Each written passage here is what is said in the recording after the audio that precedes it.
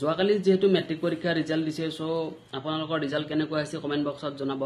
আৰু যদি মোৰ চেনেলত প্ৰথমবাৰ বাবে আহিছে তেনেহলে চেনেলটো সাবস্ক্ৰাইব কৰিব আৰু ফেসবুকত চাইছে ফলো কৰি দিব যেহেতু মেট্ৰিক পৰীক্ষা কালি ৰিজাল্ট দিলে সো আপোনালোকৰ মনত ডাউট হৈছে যে এবাৰ ফাৰ্ষ্ট ডিভিজন পালে কি দিব বা সেকেন্ড ডিভিজন পালে কি দিব বা স্টাৰ কৰিলে কি দিব সো মই তাৰ ওপৰত ক'ব আইছো সো আজিকালি বৰ্তমান যেহেতু ফাৰ্ষ্ট ডিভিজন পালে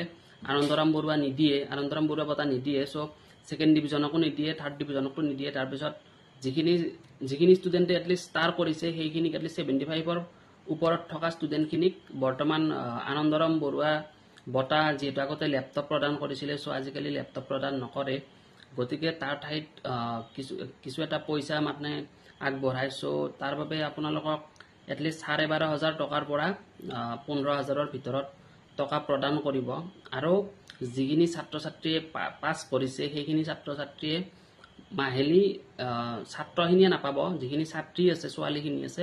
ছোৱালীখিনিৰ কাৰণে এটা আঁচনি লঞ্চ কৰিছে চৰকাৰে সেইটো হল মানে কি নিযুত মইনা আঁচনি সো এটোৰ দ্বাৰা আপোনালোকে যিখিনি ছোৱালী এডমিশন ল'ব সেইখিনিয়ে ইয়াৰ কোনো ডিভিজনৰ লগত কথা নাই থাৰ্ড ডিভিজন পালেও পাব আপোনালোকে সেকেন্ড ডিভিজন পালেও পাব স্টাৰ কৰিলেও পাব ষ্টেন কৰিলেও পাব সো মানে কি ইয়াৰে যেটো আপোনালোক মাহে মাহে 1000 টকাকৈ মানে চৰকাৰে বেংকৰ একাউণ্টত আপোনালোকক দিব যদি ভিডিওটো ভাল লাগে শেয়াৰ কৰি দিব আৰু চেনেলটো সাবস্ক্ৰাইব কৰিব নাপাহৰিব থ্যাংক ইউ